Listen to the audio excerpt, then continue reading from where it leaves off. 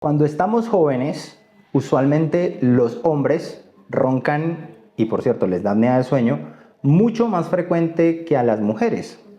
Ahora bien, esto se equipara o se iguala cuando las mujeres llegan al periodo postmenopáusico, dado que los músculos y su tono empiezan a disminuir.